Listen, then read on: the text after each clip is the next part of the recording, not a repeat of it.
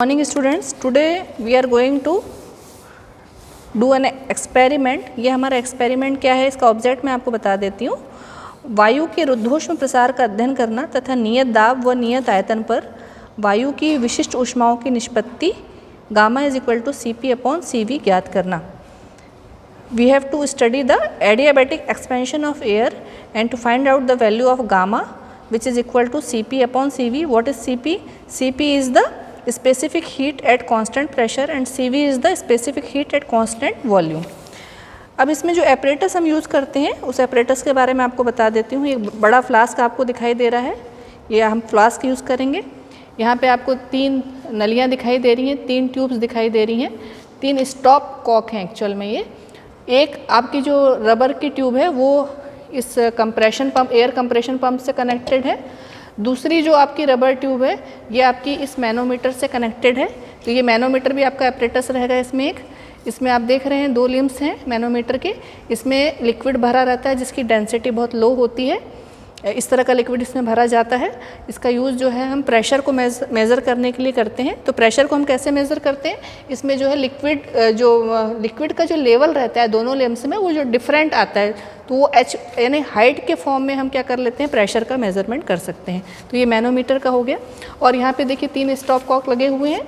तो ये एक तो यहाँ कनेक्टेड हो गया, मैनोमीटर से कनेक्टेड है, दूसरा कंप्रेशन पंप से कनेक्टेड है, और तीसरा जो है ये वाला, इसको हम बंद कर देते हैं। जब हम स्टार्ट करते हैं प्रैक्टिकल तो इसको हम बंद कर देते हैं और इसको ओपन कर देते हैं। इसको इसलिए ओपन किया क्योंकि हमको अभी कंप्रेशन पंप की सहायता से एयर क्या है, इस फ्लास्क में इंटर कराना है। तो अब इसको हम इसकी सहायता से, कंप्रेशन पंप की सहायता से इसमें हम एयर को फिल करते हैं और फ्लास्क में क्या हो जाती है, एयर फिल हो जाती है आपकी। तो थोड़े समय बाद क्या होगा, जब ये एयर फिल हो जाएगी उसके बाद हम क्या करेंगे, इसको बंद कर देंगे। इसको हम बंद कर देते हैं। इसको बंद करने से क्या होगा, ताकि जो इसका अंदर का टेम्परेचर है एयर का वो बाहर के टेम्परेचर के बराबर हो जाए, मतलब वो स्टेडी स्टेट में आ जाए। बराबर ना हो जाए ऐसा नहीं बोल सकते, इसको ऐसा बोल सकते हैं कि स्टेडी स्टेट में आ जाए।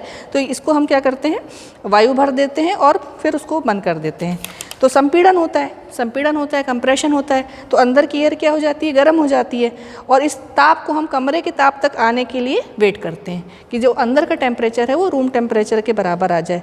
और यहाँ पे आप देखेंगे जो मैनोमीटर है इसमें दोनों लिम्स में, दोनों भुजाओं में क्या होगा, जो लिक्विड का जो डिफरेंस है वो जनरेट हो जाएगा। तो उस डिफरेंस को हम नोट कर लेते हैं और इस डिफरेंस को हम स्मॉल h1 से डिनोट करते हैं। ये हमारा पहली रीडिंग हो जाएगी। उसके बाद हम क्या करते हैं कि B को खोलते हैं, B को हम क्या करते हैं, ओपन कर देते हैं। इसको ओपन करते हैं और उसके बाद तुरंत इसको बंद कर देते हैं। तो इससे क्या होता है, ऐसा करने से अभी तक हम पहले कंप्रेशन हो रहा था, अब क्या होगा, एडियाबैटिक एक्सपेंशन होता है, रुद्धोष्म प्रसार होता है गैस का। और पुनः क्या करते हैं, इसको हम इसी में थोड़े समय वेट करते हैं और कमरे के ताप पे जब वो पहुंच जाए हम इतना वेट करते हैं। उसको दोनों उस कंडीशन में मैनोमीटर में हम क्या कर लेते हैं, द्रव के तल का अंतर यानी जो डिफरेंस है लेवल, दोनों ही लिम्स में जो लिक्विड के लेवल का डिफरेंस है उसको हम नोट कर लेते हैं। और इसको हम वैल्यू को H2 बोलते हैं, स्मॉल h2। तो हमें H1 पता चल गया, एक बार कंप्रेशन किया तब हमने इसमें देखा डिफरेंस, उसको हमने H1 कहा। फिर हमने क्या किया, एक्सपेंशन किया, तो एक्सपेंशन करने पे जो डिफरेंस आया वो H2 आया। दोनों को हमने नोट कर लिया। अब हम H1 और H2 की वैल्यूज़ को, आपको मैं टेबल दिखा रही हूँ, ऑब्जर्वेशन टेबल, कि आपको करना कैसे है, वैल्यूज़ कैसे नोट करना है। देखिए आप सबसे पहले देखिए कंप्रेशन यानी संपीड़न के बाद मैनोमीटर की रीडिंग नोट करनी है आपको। तो एक भुजा में द्रव का तल, एक लिम्ब में क्या लेवल है, दूसरी भुजा में द्रव का तल, उसको आपने स्मॉल b कहा है, इसको स्मॉल a कहा है, स्मॉल a स्मॉल b। तो आपको H1 पता चल जाएगा a - b, तो आपने H1 नोट कर लिया।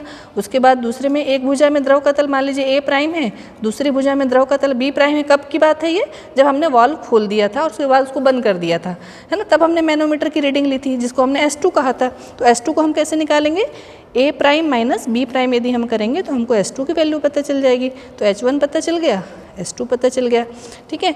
उसके बाद हम ये दोनों की बहुत सारी रीडिंग्स आप ले सकते हैं, करीब 5 रीडिंग आप लेने की कोशिश करिए ताकि एवरेज अच्छा आए। फिर आप उसका मीन निकाल लीजिए, H1 निकाल लीजिए, S2 निकाल लीजिए। अब आपका फॉर्मूला क्या है, gamma is equal to Cp/Cv।